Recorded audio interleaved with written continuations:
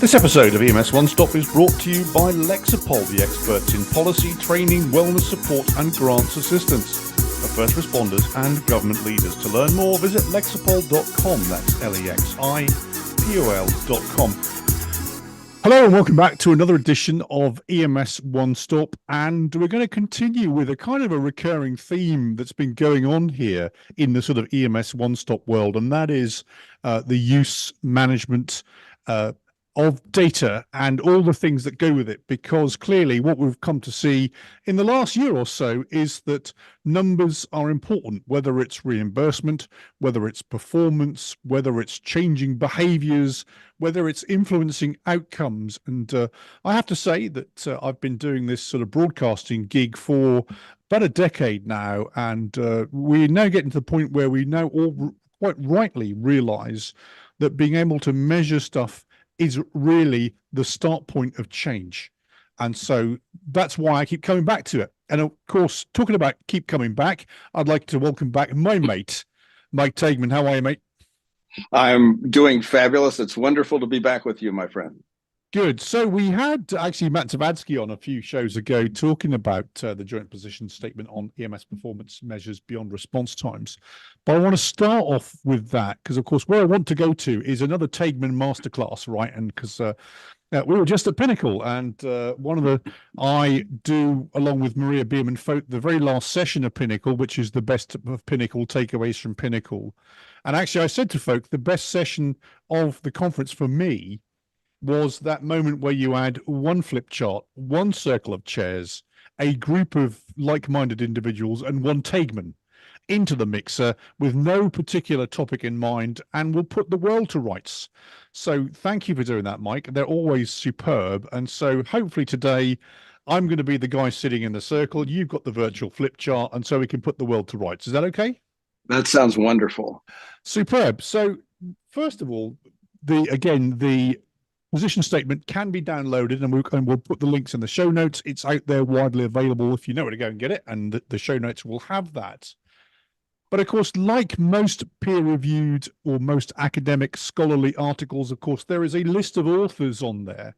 And actually, if you know those names that are listed there, they're not the usual suspects, right? I know most of them. You know, yes. You know most of them. I know most. I know. In fact, between us, we know all of them.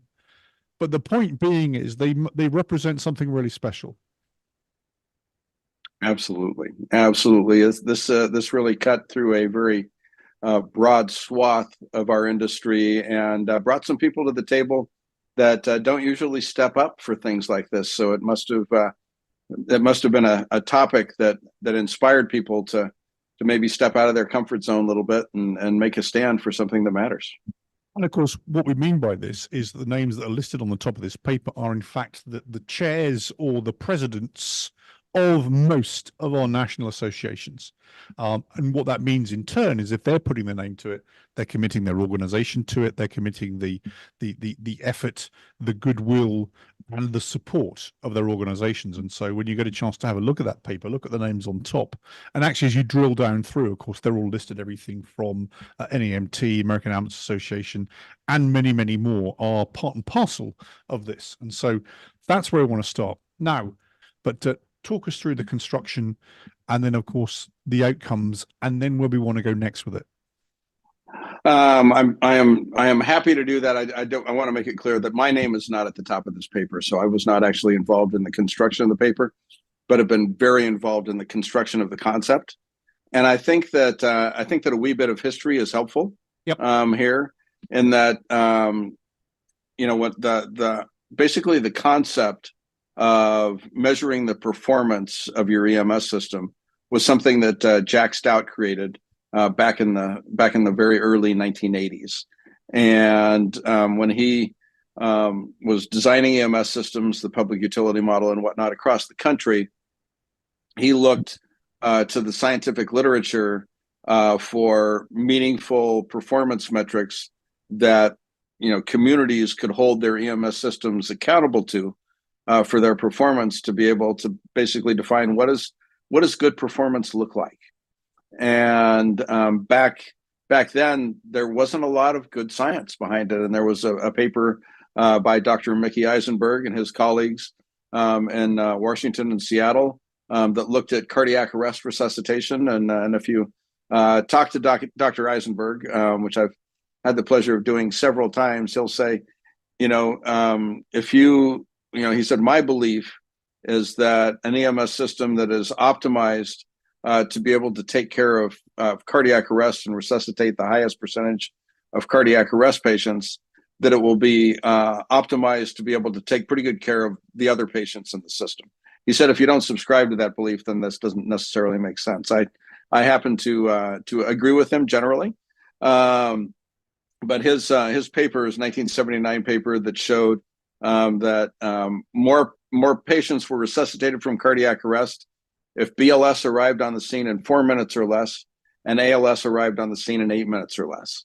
And I'm not sure how many people who are listening today are old enough to remember back in those days, but back in those days, BLS brought CPR. CPR was not widely known in the community. There was no call takers and 911 centers telling people how to do compressions. CPR was what the BLS systems brought. And the ALS systems, while they brought a bunch of drugs that mostly have turned out not to make a big difference, they brought the defibrillators because defibrillators weren't available on BLS units. They certainly weren't available to the lay public back then. So those were the two components that allowed patients to be resuscitated from cardiac arrest. And there was really not much other science and data around the practice of EMS. And you move forward, 45 plus years or so to today, and we have a plethora of science about the effectiveness of the clinical medicine we practice. So this paper is really acknowledging that fact, and that it is time to update our systems of performance and accountability for communities about, what does a good EMS system look like? It needs to be updated to include the latest science and the metrics about the breadth of things that we provide, which still includes cardiac arrest resuscitation, but is really kind of focused around these things that basically came from the original IOM statement that EMS should be effective. And how you define effectiveness is key. It should be safe, should be satisfying, that patients have a good experience with it. It should be equitable, and it should be efficient.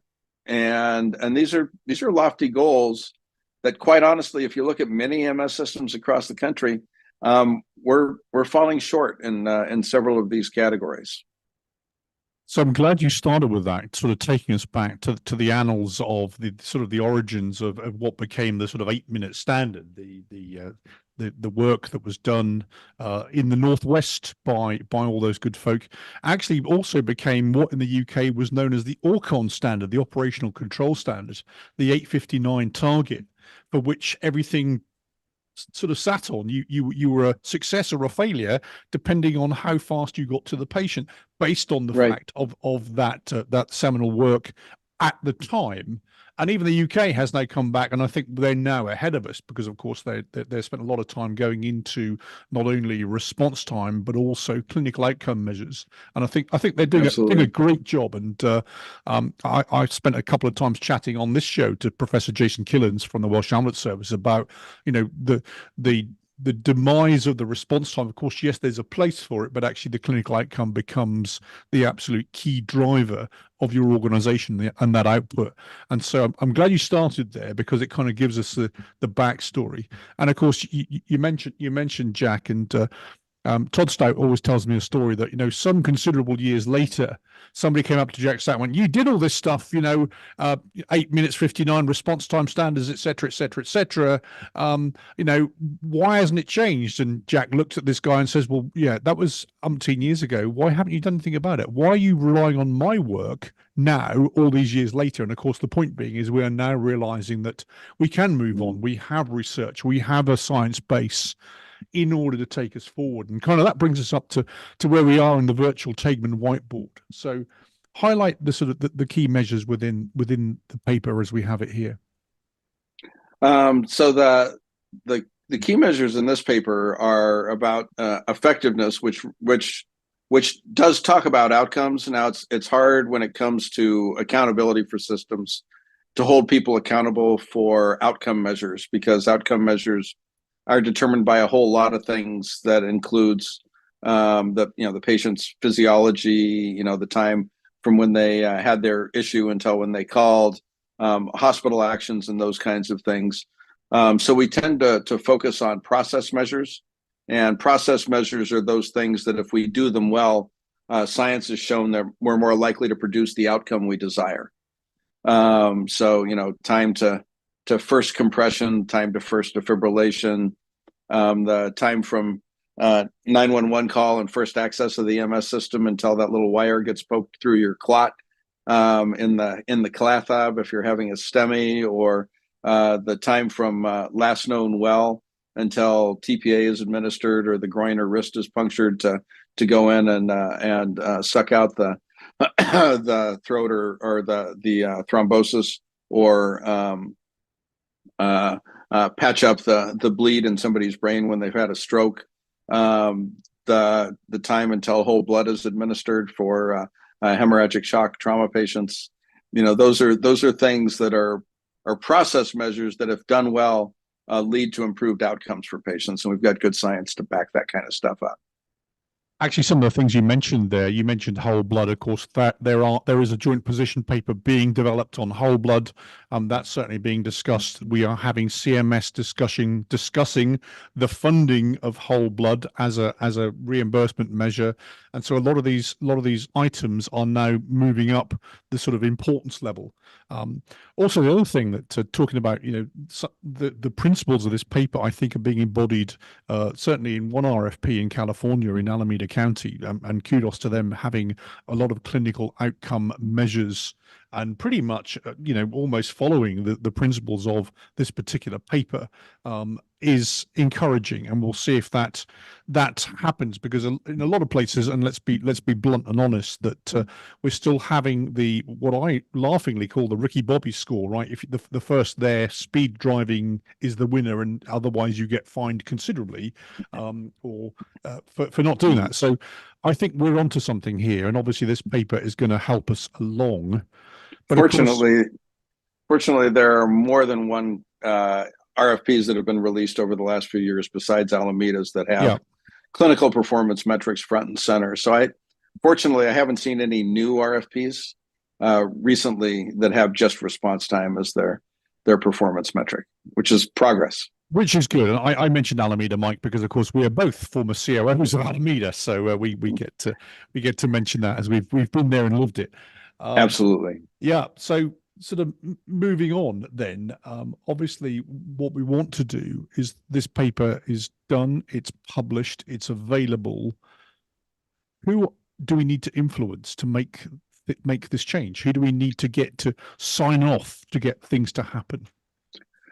The people who this is really targeted at are really the regulators and the governmental oversight for communities. So and every state and community is different about who holds people accountable. In some places there's not much accountability.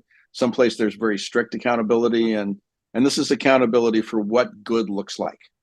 It really helps define what good looks like, and that evolves as the science evolves. 5 years ago, nobody was talking about whole blood, but now everyone is. 50 years ago, nobody was talking about defibrillation, but now it's something you see in every hotel in America. Those are things that evolve, and the criteria for this will evolve. But the principle is that the best science that's available around the practice of good medicine should be baked into what you expect your EMS system to provide. That's wonderful. And this paper is what good looks like. M. Taigman. Absolutely. That's the quote and the soundbite from the first half of our discussion. And so with that, as I say, the paper will be in the show notes. Please download, have a look, have a review. If you haven't passed it amongst your peers, your colleagues, your boards of supervisors, your elected officials, your politicians, and all those good people that have the vote to actually affect change in your EMS system, please download it and please share it. And with that, we'll have a quick word from our sponsor. Lexipol empowers first responders and public servants to best meet the needs of their residents safely and responsibly. Serving more than 2 million public safety and government professionals in over 8,000 agencies and municipalities, Lexipol offers a range of solutions that includes policies, training, behavioral health resources, news and analysis, and grant assistance services for law enforcement, fire and rescue, EMS, local government, and other agencies dedicated to public safety. To learn more, visit lexipol.com. That's LEXIPOL.com. Welcome back. Thank you, the voice of Jim Dudley and our friends at Lexipol. Don't forget to follow Policing Matters on Police One with Jim Dudley. Talking of police stuff, I recently was at the Real-Time Crime Center conference in Phoenix, where the police, don't take this the wrong way, are discovering the value of data, discovering the value of incorporating a lot of information and information systems into an operations center, a control room, call it what you will. They're calling it a real-time crime center, in order to understand what's happening in the locality, to be reactive, to be proactive, and to be on top of the detail. Part and parcel of that, of course, is the fact that EMS and our colleagues at Fire also have real-time information. And one of the presentations, they've actually incorporated a full-time firefighter into a real-time crime center. I know that the good folk at your shop, Mike, at First Watch, actually are working with some police organizations. But actually, my hot prediction for the year is that real-time crime centers and the police use of data from the environment, whether it's automatic number plate recognition cameras or closed circuit television cameras or any kind of resource that they can plumb in to help make things safer, is on the uptick. And of course, what's that got to do with EMS? I think we're going to be incorporated into this as great partners. On operations, we're partners, and I think in the development of intelligence, particularly around the opioid situation, for example, we can and are great partners. So have a look over at Police One. There's some amazing stuff. And actually, I've just released some articles from the Real-Time Crime Center conference because I was there and it absolutely fascinated me. Again, put me near data. I'm really, really interested, and I know Mike is as well. Before we go, don't forget also to like and subscribe and hit that like button so every time an episode of EMS One-Stop drops, you get notified. Back here with Mike Taigman. And Mike, you were involved in a number of national initiatives, and of course, we should acknowledge that you are a member of NEMSAC, which is the National EMS Advisory Council, and thank you for doing that. And more of that another time. But also NEMSQA, National EMS Quality Alliance, and that's going great guns. And of course, you've published a white paper that really is complementary to what we just talked about in part one. Absolutely. The NEMSQA folks are wonderful to work with. And in the first section, we talked about, what does good look like from a scientific perspective. And NEMSQA has assembled a team of really world-class clinicians, researchers, and experts. You've got everybody from Brooke Burton to Remley Crow to Michael Redlener to Jeff Jarvis, and number of, and I'm sure there's a bunch of people I should have said in that list that I've left out, but people who really take a very thoughtful look at the science before listing their measurements and matrices, and of course they also are leading, and I'm helping them with translating the metrics into action for meaningful, measurable improvement across the country. They're a great group to work with. Also allied to NEMSQA, I'm gonna, and actually one of your followers, let's say, that is our good friend Dr. Maya Dorset. And the reason I'm dropping her name is because she's my medical director, she's your very good friend, and she is the National EMS Medical Director of the Year. And if you're going to be in EMS World Expo, or if you were at EMS World Expo, you would have seen that Maya received that well-deserved accolade. And so I'm taking every opportunity on any podcast I do. I just did the EMS Educator podcast where I called her out in front of me because she is an amazing medical director. So I want to talk about her for a second as well. She is without a doubt one of the smartest people I have ever met. Most humble and combined with a level of generosity and be able to make stuff happen. Really unlike anybody I've ever worked with. She is a hero and a mentor to a lot of young people as they're coming up in the industry now. They spend a little bit of time with Dr. Dorsett and say, I want to be her when I grow up someday. And I get to call her my medical director, which is amazing, and I'm very grateful. She's wonderful. Wonderful. Anyway, that was my rabbit hole, and so but talking about, so you mentioned research. We did some name dropping there, which is absolutely superb. You're right. We probably missed out some amazing folk, and we're sorry, amazing folk, but we'll get back to you in another edition. But talk about the white paper, and particularly the thing that struck me, of course, is that we have a Taigman section in that, which is cool. And what you really talk about, and I want to just drill into this, is the wonderful world of performance measures. Define wonderful. Define good. So, I mean, the title is Taking the Pulse of Your EMS System Performance Measurement. And the way I kind of framed it is that for a comprehensive look at how your system is performing, you really need to look at all the vital signs. And I likened it to taking care of a patient. Now, you and I have both cared for patients over the years, Rob. So if you're taking care of somebody who's got chest pain, there are certain vital signs. What vital signs would you monitor on somebody who's got chest pain? Pulse, blood pressure, oxygen saturation. Did I bring all the equipment from the truck with me as well? You want to know all those things, right? But so we're looking at vital signs, and the reason we monitor vital signs on patients is so that we first off know how sick the patient is, and then we want to know if the patient's getting sicker during the time we're caring for them, and if we do an intervention to make them better, give them a inhaled beta agonist respiratory treatment, or give them a medication to raise their blood pressure, or whatever it happens to be. We want to see, has our intervention had an effect? Has it resulted in improvement? So that's kind of the concept of vital sign measurement. And when you apply that to your EMS system, when you think about taking the vital signs of your EMS system, clinical metrics are certainly front and center, and the NEMSQA team has defined 21 of those. They are continuing to work on others. They're all evidence-based, and all the research and thinking behind them is available on their website.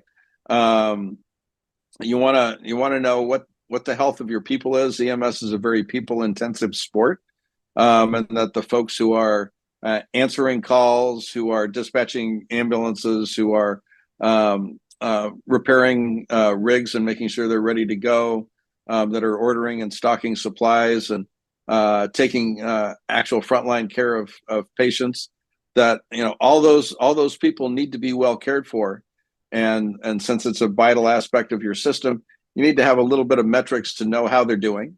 You need to know about your supplies and supply costs. We've all dealt with drug shortages and normal saline shortages and chip shortages that resulted in ambulances themselves being hard to get, and those kinds of issues. So you need to monitor your supplies. Nothing runs without finances. As my friend Joe Penner used to say when he ran the EMS system in Charlotte, North Carolina, he'd say, "No money, no mission." So you can't execute your mission if you don't have adequate finances, and you need to know how you're doing around that.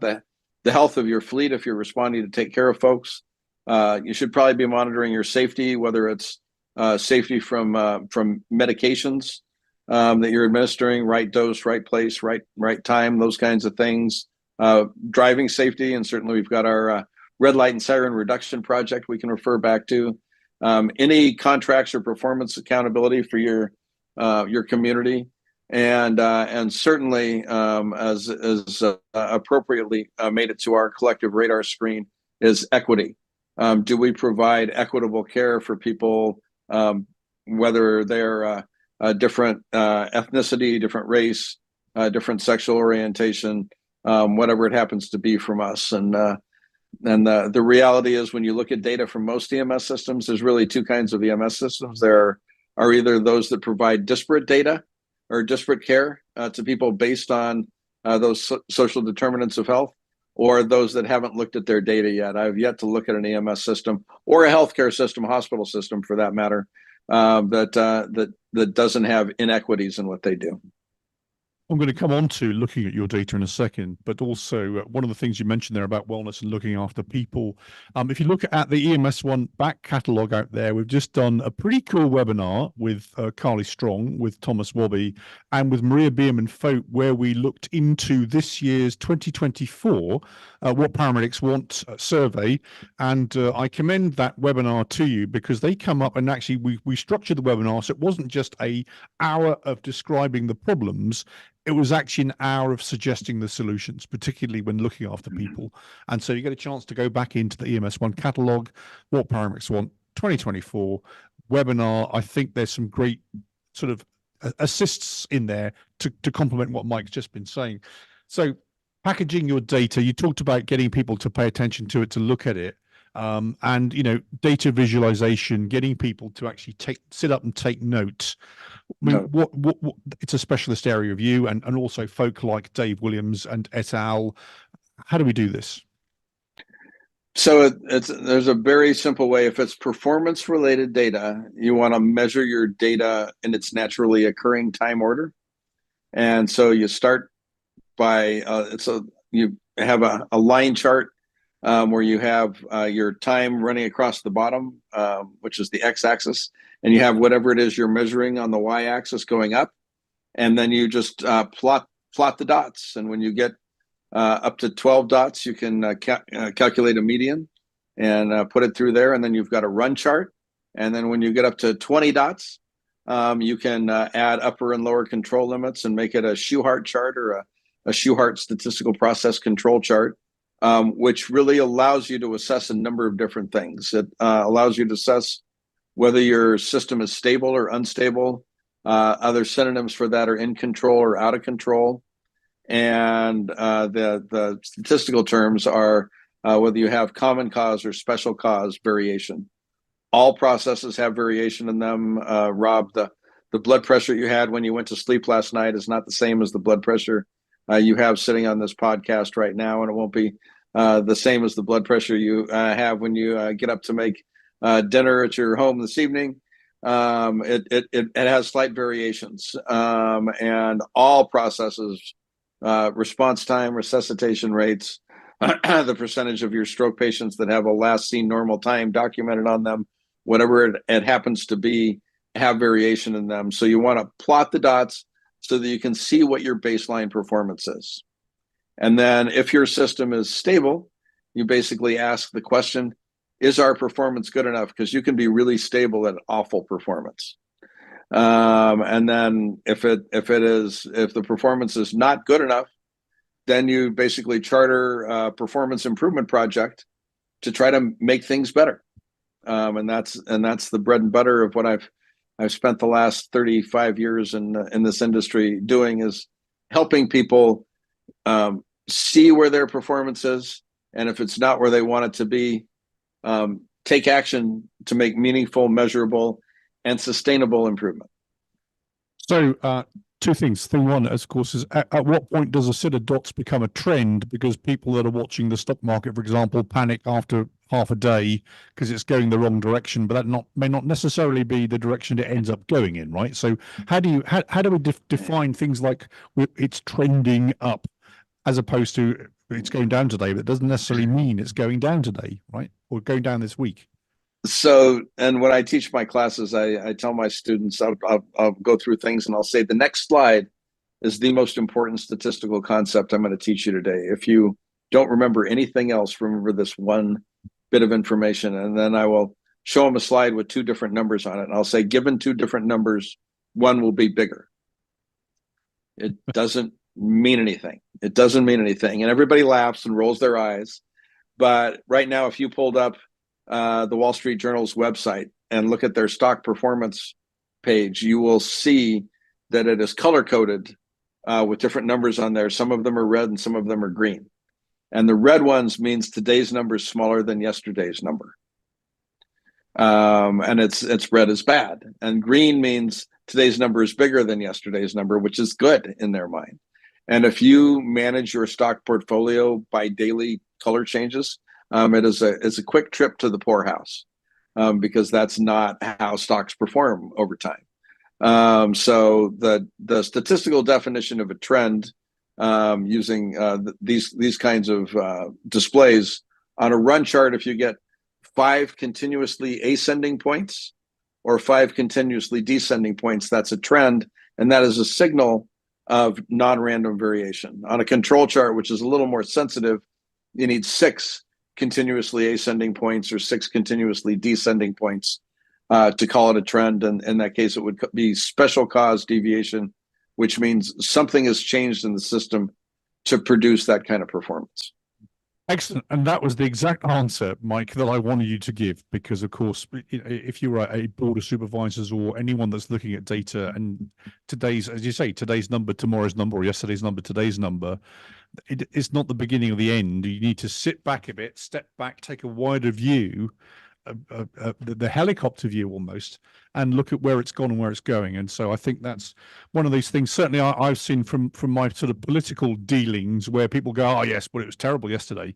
Yeah, but it's actually on the trend is overall in an upward direction, an upward trajectory. Just because yesterday was a bad day doesn't mean that, the sky is falling in. And so that lesson. Now, of course, the other thing for everybody listening is if you're listening as opposed to watching, we're on video and we're on audio. We're on YouTube and we're on wherever you get your podcast from.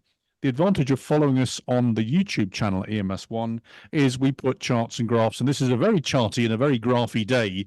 And so as Mike's been talking there, you would have seen that I've threw a few charts in there to illustrate some of the concepts that Mike was talking about. However, if you want to see the whole sort of gamut of what we're talking about in the charts and the graphs department, download the white paper. And again, the link is in the show notes and you can see everything that Mike's talked about. So great piece of collaborative work here, Mike. What do you want people to, obviously you want folk to download. And again, same question as part 1. What do you want folks to do with it? So I would like them, in the second part of this, is written by Dr. Jeff Jarvis, who is also one of my heroes and mentors in pretty much everything thinking about measurements. He's been a core contributor to many of the NEMSQA measures, and he'll be leading the collaborative that we are just launching on airway improvement. And he talks really about a holistic approach to clinical accountability. And so it's really about taking the measures and doing something with it. There's a Palestinian proverb that I love, and it says, "You cannot fatten a cow by weighing it." And just measuring things doesn't change anything by itself, right? If you want somebody's blood pressure to come under control, just measuring their blood pressure by itself isn't going to decrease their blood pressure. You got to talk to them about cutting out the salt in their diet, maybe losing some weight, maybe getting some exercise. If those things by themselves don't work, maybe it's time to put them on a medication that will help them decrease their blood pressure. So measurement is a really important starting place, as you said earlier in this podcast. But then you have to actually take action on what it is you want to make better. And this is where the old soldier in me always comes out in these discussions, Mike, because I am, of course, a proponent of the intelligence cycle. What does that mean? It means it's collection, collation, analysis, and then action. And it continues to roll and circle. It's a bit like the sort of BDSA, Plan, Do, Study, Act, when you're initiating a project. Obviously, that continues to roll. I think in developing a data product, it's only as good as if you act on it. Otherwise, it becomes an exercise in collecting numbers, putting it in the number piggy bank, and nothing ever happens. And so please don't engage in that futile effort. Make sure you take it the full circle and you get round to action. And once you've acted on it, then, of course, you can measure it again. And so the loop continues. And so I'm going to combine my intelligence cycle analogy with everything you've just said on top. So that'd be the cherry on the top of Mike's cake, right? Absolutely perfect. Thank you. So with that, Mike, we're on time. And so always standard Rob question, anything I've forgotten to ask or anything, Mike, you want to tell us? I am eternally grateful to everyone who listens to this podcast, because people don't listen to this podcast by accident. They tend to be folks who actually care about the care they provide, the systems they work in, and are really the cutting edge of making meaningful, measurable improvements. And the reality is that this is a team sport, and the more of us we can get involved in all of these conversations, the better. And I just I want to thank you, Rob, for being so prolific in producing these kinds of podcasts, getting this information out there, interviewing people on escalators, taking us along on your fabulous hikes, and all of the wonderful things that you do. I think it enhances our collective ability to do good work. Well, here's a theme, Mike, right? So there's graphs going up, there's escalators going down, and there's hills going up and down. So it's all about the elevation, right? That's what we're here for. So thank you very much for those kind words. And I'm either going up or going down, but mostly going up. So there we go. That's a good trend to set. So as always, Mike, it's always amazing having you as a guest on the show. Thank you for taking some exceptionally complex items, not only in this show, but when you've been on before. As I say, take one Taigman, a circle of people, and a flip chart, and you have a masterclass, right? That's been another one of those masterclasses here today. And I'm going to put an image up right now of when Mike did his last class at Pinnacle. It was amazing. It was a full room, and we came up with some amazing concepts. Just FYI. So for the moment, Mike Taigman, thank you very much, and I'm sure we'll hear and see from you very soon. Thank you so much for having me. So that was another conversation with a conversation that matters, actually, with my friend Mike Taigman. It's been another great edition of EMS One-Stop. Again, please make sure that you like and you subscribe, whether you're on audio or video. I say the advantage of video is you get to see charts, graphs, and graphics, and our faces. If you're on audio, then of course just enjoy looking at your iPhone, but make sure you're not driving. So that's been it. That's been another edition of EMS One-Stop. Thanks to Mike. I've been Rob Lawrence. And until next time, details in the show notes. Bye for now.